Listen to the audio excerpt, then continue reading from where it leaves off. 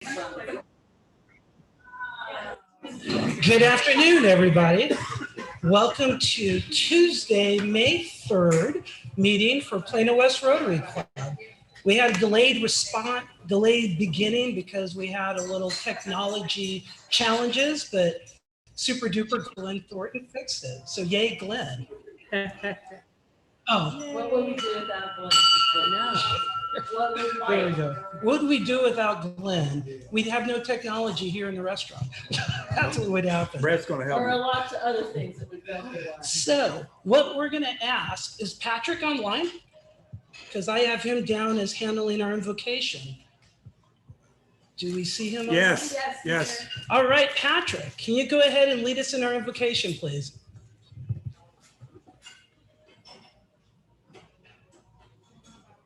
Is he on mute? He's on mute. Patrick, you're muted.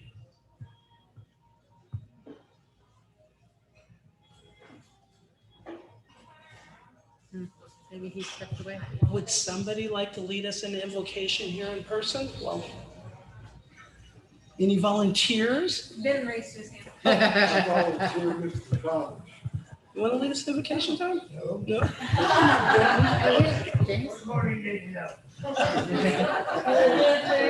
Let's pray. Yeah, face the floor. Lord, we thank you for the cool weather today and for the good food and fellowship. Continue to guide us in our club as we serve our community and serve you. In Christ's name I pray. Amen. Amen. Amen. Julia Stafford, you're going to lead us in the pledge. Good afternoon. Everyone ready? I pledge allegiance to the flag of the United States of America and to the republic for which it stands, one nation, under God, indivisible, with liberty and justice for all. Thank you, Julia. Before we go to brags, I'm going to ask Jennifer to introduce our guest. Do you want me to stand where they can? Sure. Okay. The world can see you. Hi, guys. I'd like to introduce two visitors we have today, first-time visitors. We have Michelle Hawkins and Madeline Walker. I think you can see them in Norma's. Y'all wave real quick. They can see you. And they actually both work the city of Plano. So happy to have them. Yay, welcome. Awesome. And we have our guest speaker who we will introduce in a larger way later on. Good deal. Thank you, Jennifer. Now, Sergeant of Arms, Steve Lawton, can you lead us in some brags? Be happy to, Alex. I'm coming to you live from the big city of Fort Davis, Texas. I'm on a road trip this week with my wife, and it's dusty out here, but beautiful. So hope everybody's doing well in Plano. I think we got some rain lately, and that's good. Let's see who we got on for participants today. Patrick's on. Lisa Leach, would you like to start us in brags? She's connecting to audio.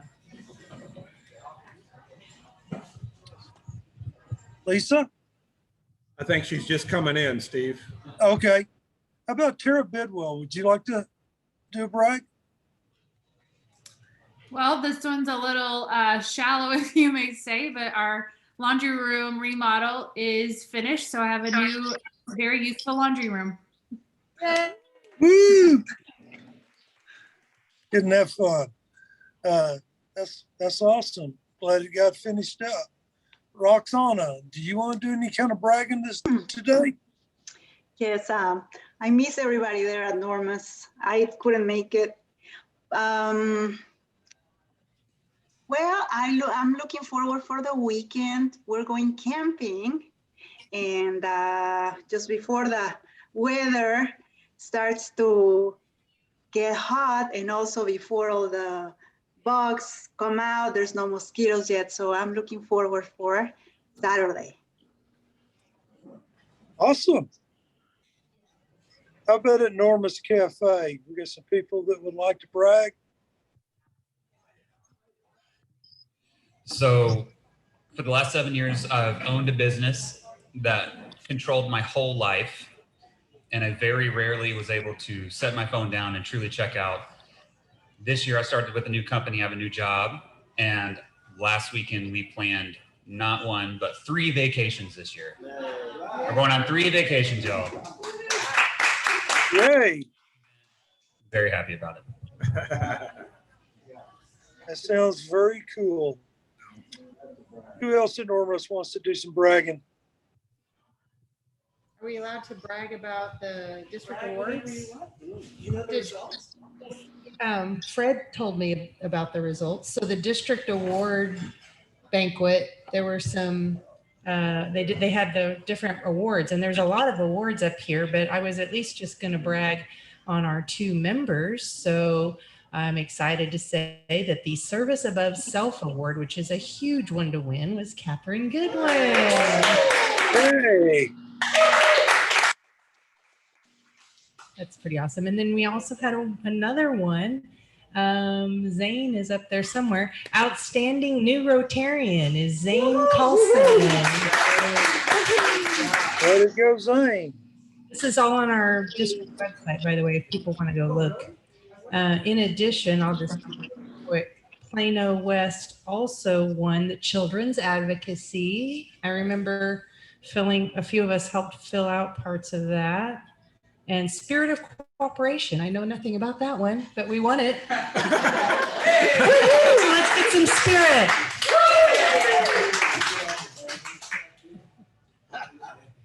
Okay. Anybody else brags? Brad's looking happy. I'll brag. Okay. This will be clean.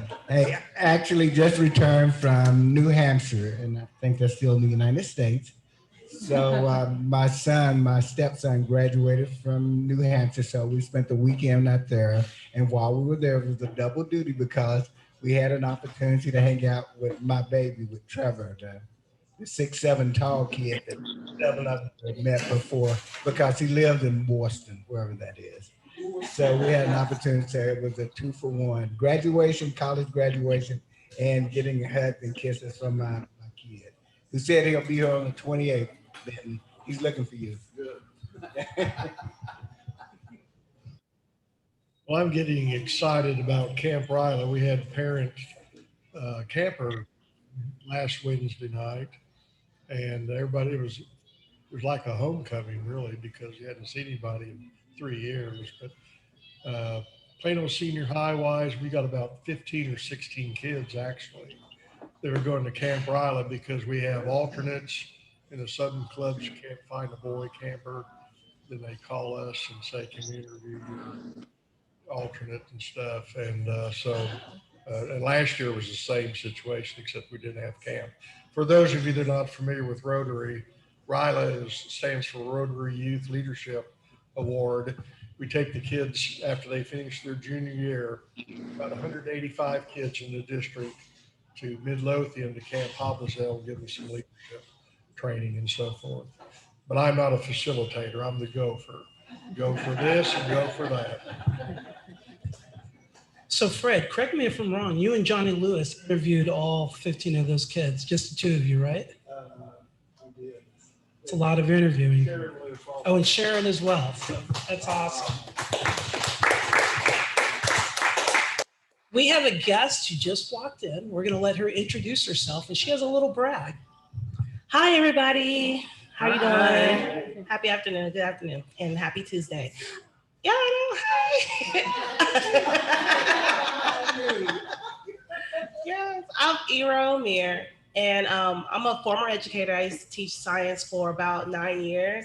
So now I do education consulting, and I'm so happy because I have been working on a program that would be a countywide honor society so that we could be able to recognize students, give them additional academic support that they need to get through high school. And, we have some community members and community leaders that are interested in, participating and helping this program grow. So I'm very excited about that. And we get to launch in the summer. So it's a very exciting moment. Yay.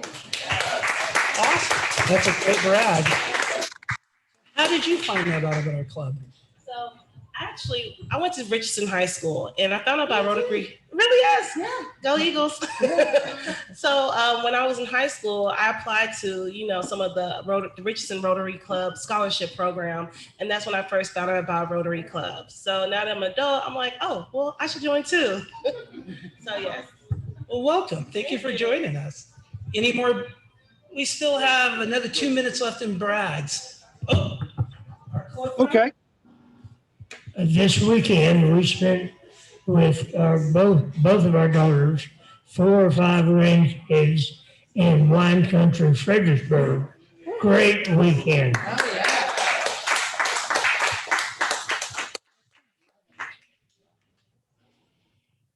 Awesome. Steve, you want to do one more? Sure. Lisa, are you available to do a brag? Well, I have a mouthful of food. I don't really have anything to, I'm sorry. I don't really have anything to brag on. Just happy to be here. Good to see you. Hey, that's a brag. One of these days I'll make Yes, it there. is. Brian Joseph, would you like to brag?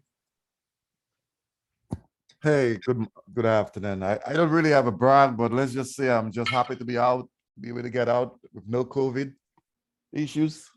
That's my brand. Unknown caller. Good. That's awesome. Well, thank you very much, Steve. Now we're going to turn it over to Roxana. She has something to talk about for our member moment. Take it away, Roxana. Okay. Thank you, Alex. Well, today we're beginning of the month. We're gonna celebrate. We're gonna congratulate our members that have a birthday, and we're gonna start with Molly Hancock. Her birthday is coming soon, and we have LaShawn's birthday is also in May 8th. Ken Stone, May the 10th. Aretha is May 13th. And Janelle Berry Cook, she is May 20. And happy birthday from Plano West Rotary Club. And we hope this month is wonderful for you and also all year. I think that's all I have, Alex. Back to you. We have, so I think LaShawn's birthday, isn't that Mother's Day? Yeah. May 8th, so LaShawn's. Yes, that's true. Well, next, we are going to have Sir Benton is going to come up and talk a little bit about himself and what he does for a living. Thank you. Benton Hall, a typical classification talk about what you do. And bless you. Thank you. I grew up in Fort Worth, and my dad was a World War II veteran. My mom was a school teacher, and dad ran a business. And I had 2 brothers, and just kind of middle-class upbringing. And then went to a couple of universities, finished at Texas during Vietnam. If you could stay in school, you didn't have to go to war. So we were all trying to stay in school. And after college, I got involved with a group called Campus Crusade for Christ, and they were working with students and adults. And I started working with I was in a church, Episcopal church, and the kids asked me if I would teach them in the summertime. And you fell asleep during everything I did in the mornings. They said, we don't want to meet in the morning, we want to meet at night. Like, okay. So my brother came over from Texas Tech, and we had a group of kids that met with twice a week and had a great time with them. And then I wound up joining Crew and found out they had a high school division. So I went to work in Boulder, Colorado. And we are, the laws are such that kids can say anything in school. And so we find ways to volunteer and meet students and then get them involved in churches and Bible studies and conferences and things where they can, if they want, if they're faith-minded, then there's a place where they can grow in their faith. And the kids are real responsive, and I'm 73 now, and they don't care that you're bald and old. And our ministry is real multi-ethnic. They don't care what color you are either. They just want to know if you care about them. So we have a lot of fun. And youth work today, it's got to be fun and there's got to be food. And we slip Jesus in there somewhere in the middle. He doesn't get second shift, but time-wise he does, you know. Like last night, we had the privilege of meeting in one of the big churches. They let me use their building for free. And a lot of kids come and they play volleyball and basketball. And then we feed them and then we start our meeting. Well, we do a thing called highs and lows. What's your high for the week? What's your low? So when they have to say their name. One of the kids is from Nigeria. And he's got a name that's got 7 words in it. So they got so excited about his name. So then they all took out their cameras, say it again. They filmed it. So we had church over this kid's name. He'd say one word and then they'd go, yeah, and then another word, yeah. So I've got it on videotape. It's hilarious. But if it's not fun, kids aren't going to come back. So that's the fun part of it. The more serious ones, we take them on trips overseas. And, like Judy's son, Trevor's been with me to Spain and Portugal and on mission trips over spring break. And I wanted Dude to be here today. One day I was walking into school early in the morning, me with one of the coaches. The kid was walking in with me that I knew. And he's smiling. And I said, what are you doing? He said, well, I have to go to work. He said, I got to help my parents keep the electricity turned on. And this is like 20 years ago. And I was like, what? He goes, yeah, there's no electricity at our house. And so I called Duty and I said, what are we going to do? And so Duty, Catherine feeds the world. Duty keeps the electricity and the gas on for these people and keeps them in their homes and works with a coalition of 6 churches that partner with him and partner with PISD. Behind the scenes, there's so many good things going on in our city. So that kid got his lights turned on. And all of Duty's 3 sons have been leaders in our ministry. And I work, James Thomas. James Thomas, ladies and gentlemen. James grew up in Plano. They scraped his old house in Douglas Community to make room for a park. Well, they have a family reunion every year now. And so our goal is to, if kids are interested, we just try to shove them as close to God as we can, get them involved in local churches and be a resource to them. We partner with a lot of different groups, youth pastors. Right now I'm on the bond committee for the city of Plano. We just do I joined Rotary 30-something years ago just to serve the community and be involved in what's going on. And high school kids, they just need a significant adult in their life. And a lot of y'all have adopted kids and take care of them. You have your own. But if you're a grandparent currently or a parent, stay involved with the kids. Even a divorced family can make it work.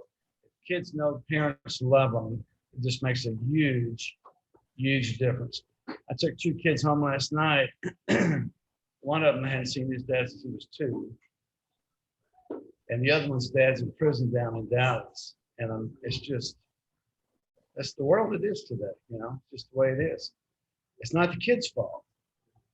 And these 2 are leaders. They've chosen to go beyond their circumstances and step up and lead. So we're real big into leadership development and turning things over to kids. Today, 4 kids will be speaking to the Plano football team after practice today. We coach them ahead of time. The coach introduces them. Their players know them. And so they step up. And we have a lot of fun. I've been doing this for 49 years. So I don't get any gold ribbon for that, but it's just, God asked you guys to do different things. He asked me to do something really different. And I enjoy it and love it. Thanks for letting me be part of Rotary. Crew, CRU. Yeah. The word crusade doesn't really work good in the world today, so we dropped that. What are you thinking? Who are you thinking of? Somebody you've known for a lot of years. With you. Your wife? Oh, my wife. Susie. Ben, Please. She's like the other half of me. So yeah, Susie's done 50 years with Crew. She's worked in Orlando, Berkeley, Boulder, Minnesota and here in Dallas. She's really moved around. She gets the gold star. And we have 3 kids, and they all fund themselves currently. It's a joy. Yeah. You can brag on those kids because when we do funnel cakes, Yeah. they help out. We haven't done funnel cakes in 2 years, but usually we bring a bunch of high school kids to help, and they get grease everywhere and powdered sugar on everybody, but it's fun. Thank you, guys. God bless.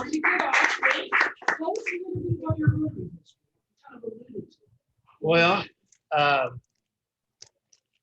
when I joined, Posey is still the only remaining member that was here when I joined, and Fred joined and Steve Lawton shortly after me. But there was only 2 Rotary clubs in town. Plano West was the second oldest club. And like now, it's, everybody that was somebody was in a Rotary club. So you got to know everybody.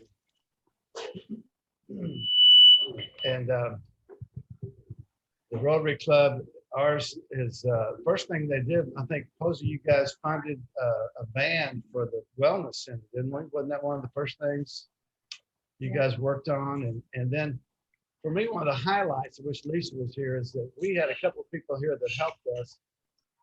We raised money through Rotary for wheelchairs and sent them all over the world.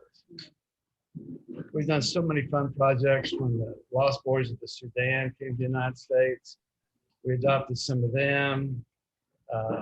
We helped with the clinic in El Salvador. We've done a lot of overseas. When I was president, we helped build 2 water wells in Tanzania.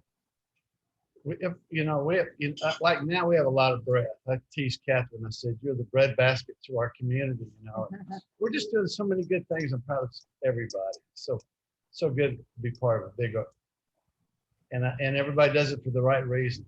You don't have to, you want to, you get to. And that's really where God wants all of us to get. It's more fun that way. Yeah. Well, my kids have learned so much from you all. Thank you, Benton. And thank you, Steve Lawton, for starting off our vocation moments again. Like Benton said, a typical Rotary name or classification talks, but Steve kind of expanded it to not just talk about your classification, but talk about who you are. So thank you, Benton. And I think those who are on the schedule to do the future ones, I think Benton's or Steve's already talked to you about it. Okay, let's talk about club stuff. Well, I want to appreciate, Michelle said it, but I said you got it from Fred about those club awards. I didn't know. So congratulations, club, that we won 2 club awards and 2 individual awards. So again, congratulations to Zane and Catherine, and congratulations to the club. Child advocacy, if I remember right, Zane is our chair of our awards committee, so he's the keeper of the details. The Child Advocacy Award is because we do so many things that affect children, with our partnership with PISD, with the adoption awareness. If you look at a lot of what we do, it affects children in a lot of different levels. And then Spirit of Cooperation, that's in that working with other clubs. So specifically, if I remember right, we have adoption awareness. I think, Michelle, you had how many different clubs participated in that? 4 or 5? 10, even more. And then I know for the 4-way test speech contest, we partnered with 4 different clubs on that. And then we had, I think, 30 volunteers helping Plano East on them. So those are what I remember was put in those applications for Spirit of Cooperation. So we've impacted and partnered with a lot of different clubs in our district. So very, very great job, club. Now, we have a new membership application. Naja, everybody has met her. She's been volunteering for a number of months. She was our speaker, I think 2 weeks ago. Roxana confirmed, you told me she'll be inducted on May 24th. So Zane sent out information. So everybody call, text, email, welcome her to the club. Pay your club dues if you haven't.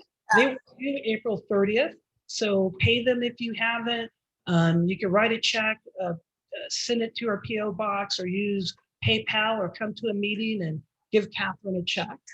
this Friday, we're having our monthly happy hour at Isabel's house. So show up and have fun. And I'm actually in town, so I'll be able to go to it. So I'm looking forward to it. And I don't know if Laura Johnson coordinates those. I'm not sure if she needs more houses, but if you would like to volunteer your house for June, contact her. I haven't heard that that's on the schedule yet. We have our international convention in Houston in June 4th through 8th. So if you haven't signed up, do that. As I say every week, we're not going to have another one in America for 8 years. That's in Chicago. So this is a quick and easy one to go to. And then this last line is Rotary Leadership Institute. We had a couple club members that attended one of the sessions. I think Brett and Roxana for sure. And they're having it again. If you go to that website and you can sign up for it, and they are virtual, and it provides a lot of training and education over Rotary. And so it's $50. There's 3 sessions to graduate. It's $50 per session. We will reimburse you as part of training. So I encourage, if you want to learn a lot about Rotary, sign up for Rotary Leadership Institute. It's a great opportunity to learn. Service projects. We had one service project last week. That was food at Rallison, which is really Williams High School. And then coming up this Saturday, I think we have a few people that are involved in this next activity from the city of Plano Asian Fest. I assume you guys are involved. Just did a permit. Well, that's part of it. I think somebody told me, I think we have 17 volunteers. We need 40 total. They're 2-hour sessions, 2 in the morning to help with setup, 2 in the afternoon with tear down. Sign up, bring your kids, bring your neighbors. That'll be a great opportunity. I haven't told the volunteers yet because they haven't sent the official email, but I think you all get like free coffee or free food. If you sign up for both, you get more free stuff. So just like, yeah. So incentives, free stuff, volunteer, Plano Asia Fest. You know, the Asian community is a strong contributor for the Plano culture. And what's cool about the Asia Fest, you get to see, because Asia is, you know, it's not a monolith. It's a very robust culture. So if you don't volunteer, at least go, because it's a lot of fun. It's a very great place, but we want you to volunteer though. It's only 2 hours, so volunteer. Then we have Bed Start, which, oh, I think is that date right? Yeah, okay, May 14th, Bowman. And then on May 12th, we have Bowman Food Drive-Through. We're going to be delivering furniture to families in need on May 14th with Bed Start. They spoke to us last week. Then we're going to do Avenue K cleanup on May 14th. So dual, and those are both fun projects. Then we have 2 more food pantry drives that we're doing in May. So sign up for the food projects. Well, with that, she just put food in her mouth. Oh, we have Jen is going to introduce our guest speaker. Was that a good warning? Like, yeah. Take the food out. all right, guys. Joshua Jones's family has been in the broadcasting business for almost 60 years. Josh wrote his first radio commercial, which was actually used on air for a local dentist when he was just 10 years old. One of the radio pioneers of the Americana format, Joshua has been at the helm of KHYI, also known as 95.3 The Range, for over 20 years. He also built and continues to produce the Texas Music Revolution, which is one of the largest self-produced radio station music festivals in the US. Additionally, Joshua stays busy as a consultant helping brands utilize music to better connect with their potential clientele. Outside of work, he loves hanging out with his beautiful wife, Kimberly, and 4 kids, 3 of which are triplets. And I think 18 now? 18 years old. He is an adjunct grad school professor. He loves coaching youth sports. and he is on the board of Powered to Move, a nonprofit that creates camps and curriculums for people with mobility issues. So please welcome my friend, the Vice President and General Manager of KHYI, Joshua Jones.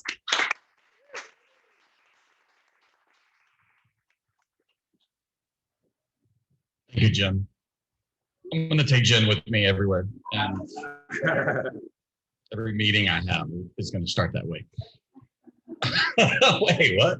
All right, so my name is Joshua Jones. It's an honor to be here with you guys today. I really appreciate the opportunity to tell you a little bit about who I am and what we do at KHYI and the music festival that I also run, which is called the Texas Music Revolution. Anytime I have the opportunity to speak, which is not very often because most people know better, but you guys don't, I like to start off with a little bit of trivia, just so I can get to know the audience and figure out, are these guys country music fans or not? And so the question, oh, and I have a t-shirt.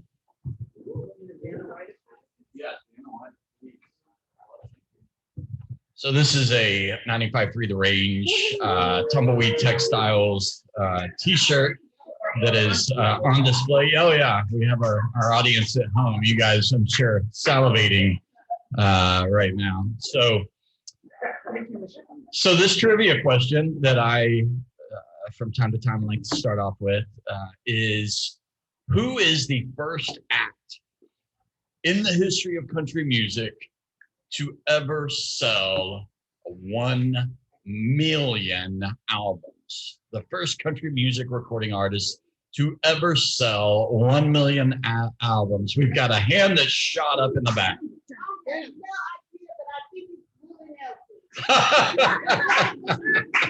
Well, I'm taking you to all my meetings because I love that.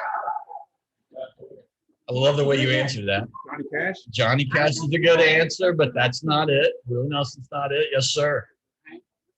Well, there's a lot of country musicians named Hank. You're going to have to be more specific. Now, you know, what's funny is there's a lot more, there's more than one country musician named Hank Williams. That's right.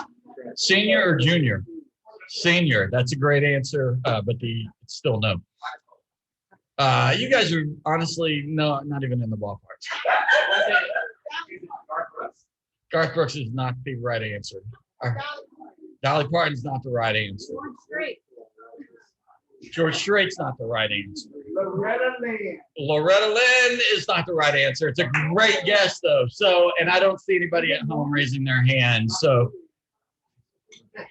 and you guys have the opportunity to Google. So I'm just going to, spoiler alert, I'm the correct answer, and this is kind of crazy, but it was a guy named Vernon Dalhart. But the lady back here in the black shirt, she wins the t-shirt for having. Oh yeah, and I got a touchdown dance. I would have brought 2 t-shirts if I knew I was going to get that. All right. So Vernon Dalhart is an interesting study in country music because Vernon Dalhart was actually an opera singer, and he was from West Texas, lived in Dallas for a while. This was in the 20s, and he moved to New York. And in the 20s, it was the sort of the embryonic, the fledgling state of the not only country radio, but also the record industry. And at that point, so he changed his name. His name was Marion. I can't remember his last name off the top of my head. And he his stage name, if you will, he took the names of the 2 West Texas communities, Vernon and Dalhart, and that's where he got his performing name, Vernon Dalhart. So back then, it didn't occur to anybody that at a record label that you should sign these artists to an exclusivity contract. So a guy would go record an album and they would sell a lot. And then another record label a couple blocks over would be like, man, they made a lot of money with that guy singing country music or hillbilly music, so we're going to have him do it. So he would come over to their record label and record it. And then a few months later, he'd go to another record label. So that's the reason Vernon Dalhart was able to amass that total of 1 million records. So next time, you're speaking about the country music industry. Now you guys have a great icebreaker. Vernon Dalhart, there you go. Who knew? Okay, so again, my name is Joshua Jones. I run a radio station called KHYI. We were actually located in Plano at 15th and Plano Parkway for about 10 years. What we do is a little bit different than most country radio stations. You may or may not know Dallas Fort Worth is the 5th largest U.S. media market. So it's the 5th largest media market in the country. It is the single largest country music media market on planet Earth. So there are more country music fans in Dallas Fort Worth and the 11 county index media market than there are anywhere else on the planet. So what that means is there are a lot of country musicians that'll come to Dallas Fort Worth and they'll make $100,000 a show, $500,000 a show, where they might play for a just a small percentage of that in a lot of other markets throughout the country.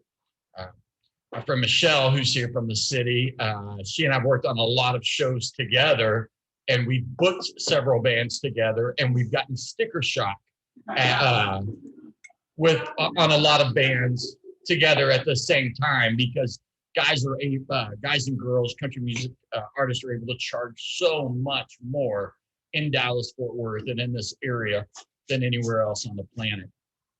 It's hard to make a profit sometimes. So running a radio station, a country radio station in the #1 country media market on earth can be challenging, but what we do at KHYI is a little bit different. We don't play mainstream country.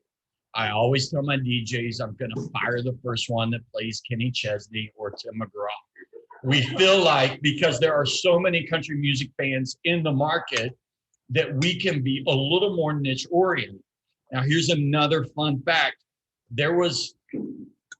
Country music had always been a Southern rural male phenomenon until the early 90s. And then you saw guys like Billy Ray Cyrus and the like, who all of a sudden almost single-handedly changed the target demographic of country music. All of a sudden, women, moms, people that had the household purchasing power started listening to country music. And all of a sudden, it was a lot of guys who looked like Calvin Klein models singing about the tribulations of single motherhood, whatever. But men, right or wrong, men stopped listening to country music on the radio in the early and mid 90s. And that's why you saw a renaissance in formats that skew male, talk radio. You saw the birth of sports radio. You saw guys like Howard Stern and Rush Limbaugh become pop culture icons because there was a mass exodus of male country radio listeners looking for something else to listen to on the dial. And so those were some of the peripheral and residual effects of that. So what we do is a little bit different. We play country music, but it's a little more of the Whalens and Willies of the world, and the newer artists we play sound a little bit more like that. And the reason we do it is we are the first major market radio station in a long time to target a predominantly male listening base, because every station needs a target demo, and nobody was going after that one in as far as all the country radio stations were concerned at that time. So our audience is about 60% male. And then it also, I guess, if you have a question, feel free to raise your hand. So I'm sorry, I'm a walker. I'll try to stay here. So I also, after I started doing this job, I took this job thinking I would do it for about 6 months, and that was 25 years ago. And I wanted to be a college professor, and I put that dream on hold. I've started teaching a little bit in the last year as an adjunct grad school professor. But after doing this for a few months, I thought, man, we should have a concert. We're playing this music that nobody else is playing. We're playing Ray Wylie Hubbard and Willie Nelson and Robert Earl Keen and Jerry Jeff Walker, and no other radio station in town will touch these guys with a 10-foot pole, but they'll sell out most of the venues in town. We should have a concert. And so that was my life is, I have a long list of poorly thought out ideas, and that was one of them. And I decided literally 25 years ago to put on a music festival. And I was just young and dumb, and I did it, booked some bands, sold some tickets. We did it out of South Fork Ranch, and it was really, really great. And then all of a sudden we did it again.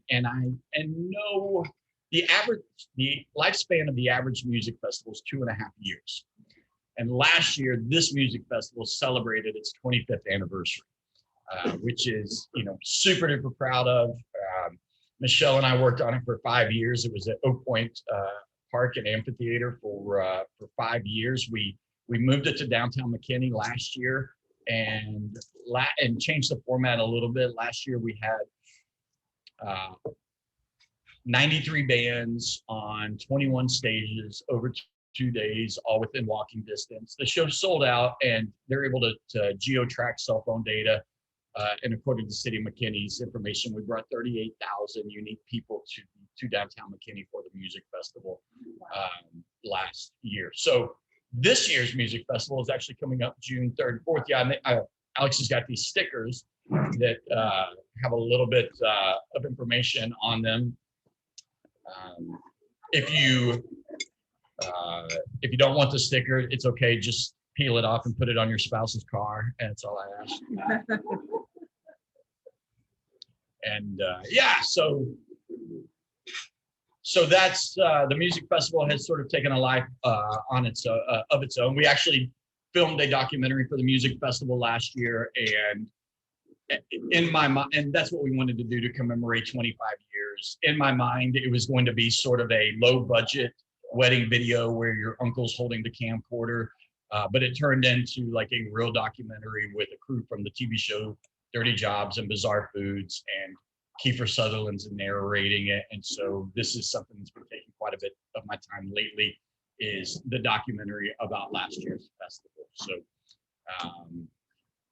that's a little bit about the radio station, a little bit about the music festival. I'd like to take some time and just, if you have questions about country music, questions about the radio industry, questions about, I can tell you stories. I can tell you guys stories, and we'd be here for 2 or 3 days. So anything, you tell me where you want to go. Any questions? Yes, sir. One of the things I like about their station is it's a lot of, for those that don't, called red dirt music. Sure. Which I love. So I don't know why other people don't do that. That's, well, I appreciate that. So there's a, oh yeah, sorry. So they play a lot of red dirt music, which is really Oklahoma, Texas kind of local people, and don't go to Nashville, don't go do all that stuff. And I appreciate that. So they say there's a triangle in country music, with one point being Nashville and all of the music that's obviously coming out of there. But they say another point of that triangle is Austin or Texas, and the third point being Bakersfield and the West Coast, that country music genre that would be more, Dwight Yoakam and even Merle Haggard. Some of those guys, Buck Owens. That's who I was trying to think of. Yeah. So red dirt is sort of the Texan, Oklahoma point of that country music triangle. Thank you for saying that. Any other? Yes, Jen. So I have a question, just because I think a lot of us are business owners here, and I actually don't really know.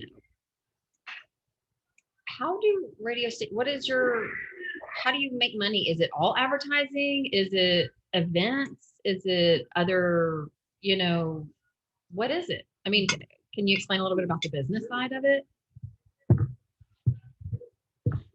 Well, we're not good at any of it. So the traditional radio, business model is to sell advertising. And, that's what we do. That's the primary source of revenue. Is we've got salespeople, and they go out and sell advertising, and that's the easiest way to do it. But Dallas-Fort Worth is a very competitive market. There's 63 AM and FM frequencies that actually get into the marketplace, and when you are, we're a little bit more of a concept, and we've got a 50,000 watt FM signal, which is great. But the tower is north of Frisco, whereas everybody else is 100,000 watts, and their towers are in Cockrell Hill. If you've seen that grove of radio towers just south of Dallas, so we do have some logistical engineering hurdles. So we've got to be a little bit more creative in the way we sell advertising. We've got to hustle. We've got to explain the concept. We've got to find like-minded businesses that are looking for the same demographic that is listening to the radio station. There are some what we call NTR, or non-traditional revenue streams. One is the music festival makes a little bit of money for the radio station. We sell a lot of merch online, like that shirt.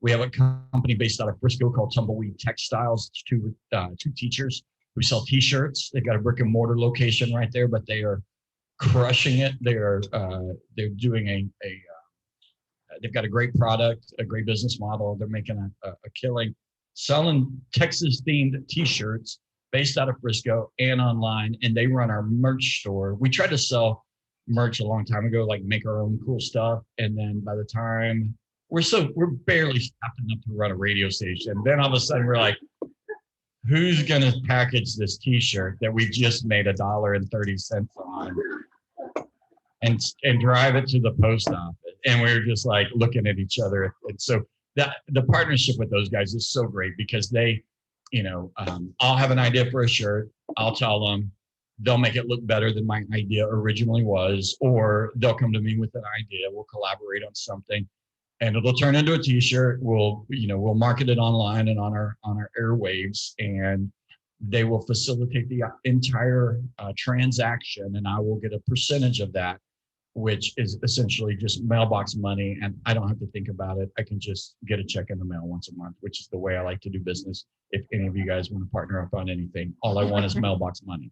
Okay, that's all I'm asking for. Yeah, that's a great question. Any other questions? Yeah. So along the business lines, if an alt country person like Jason Isbell or Sturgill Simpson or somebody hits mainstream, or like Chris Stapleton hits mainstream, does that affect your business revenue as a person who's already playing that music and now it's become more popular? Does that benefit you in any way?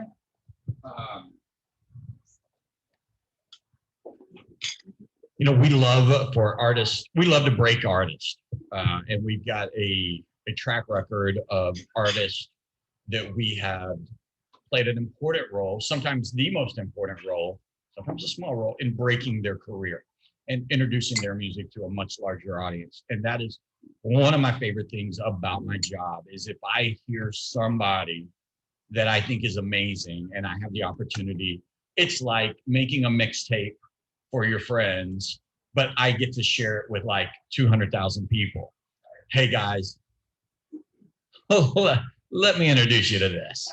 And then like, sometimes that doesn't go well. But like, if it does, and all of a sudden that person starts selling a ton of tickets in the market or selling out venues, it is like such a gratifying experience. And that's happened a few times over my career. And sometimes the artists never forget that. And they will always be gracious and always be appreciative and always return your calls right away and all of that. And sometimes the artist, you'll never hear from them again. And that's true. And that I'm trying to get better about this, but that really rubs me the wrong way. We had one in Plano recently. But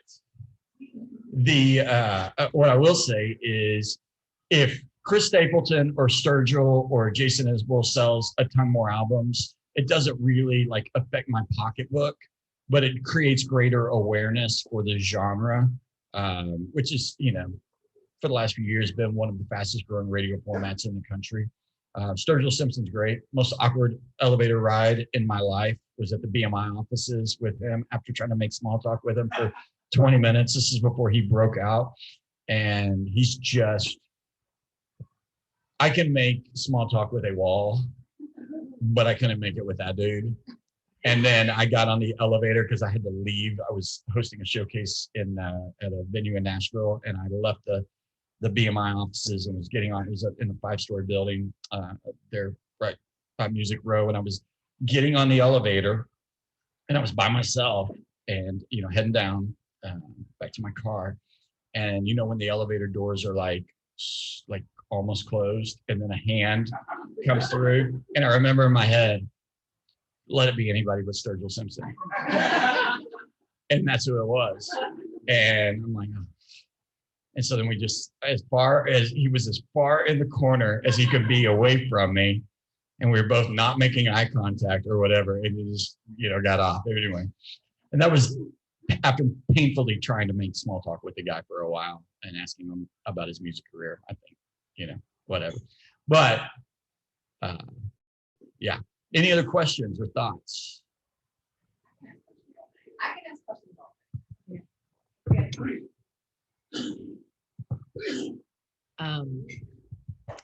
How does it work with a radio station like yours, and then you're comparing to like bigger radio stations that are owned by companies that probably own radio stations all over the place?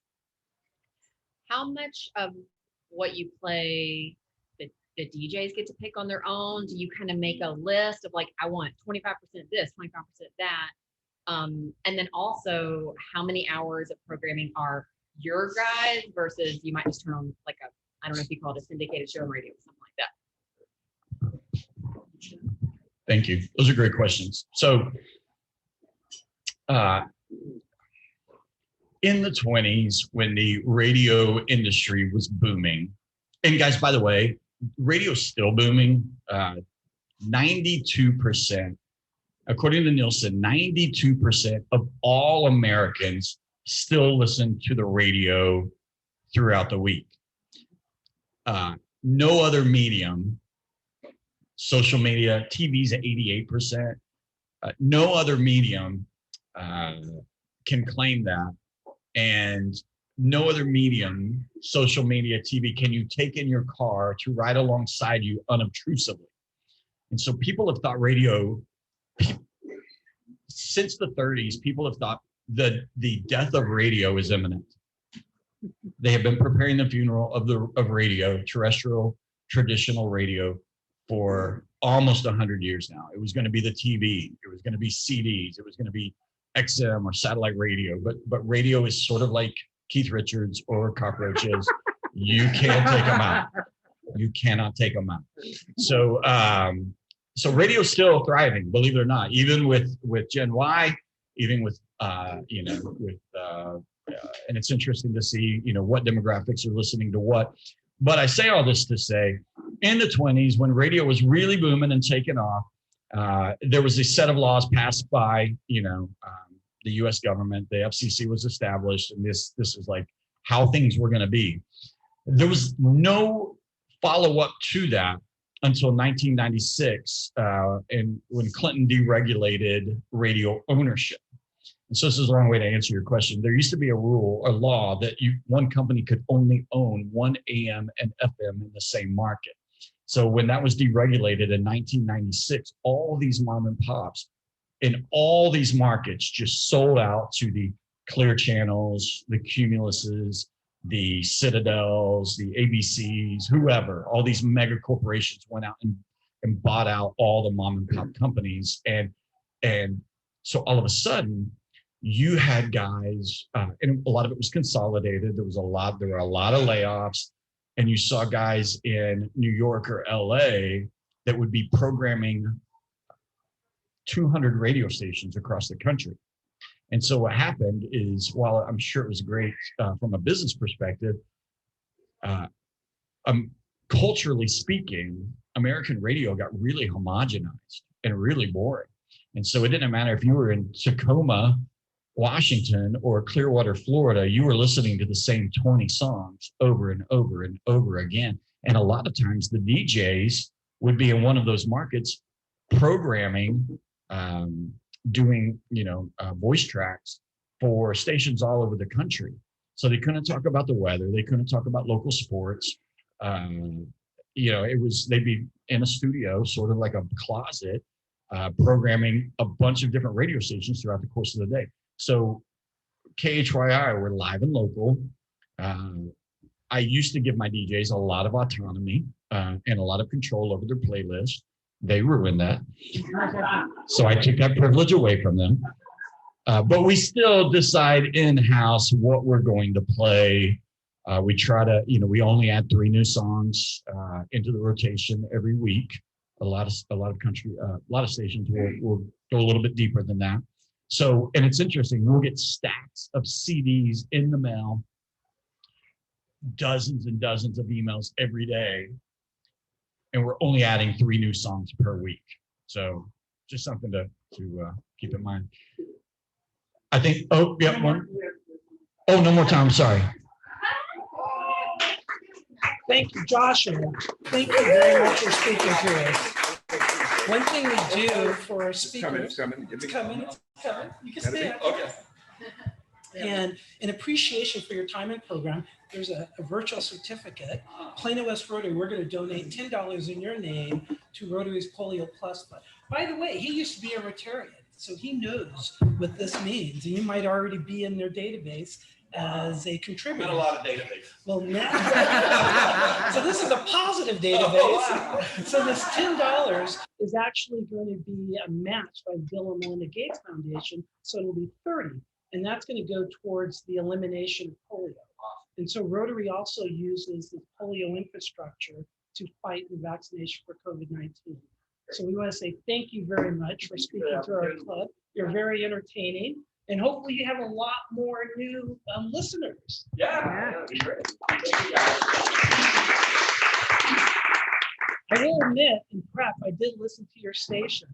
And I'm not a country music person, but I wanted to hear more about it. So I appreciate you coming here. Before next week, we have the Plano Chamber of Commerce. Kathy Markham's going to be speaking. And so we have a number of people that are members of the chamber, including me. So see your chamber dues at work and find out the state of the city. I do want to call out to a special member who's new, David Evans. This is his first live meeting. 2 years in Rotary. 2 years in Rotary, and he's here live. That is awesome.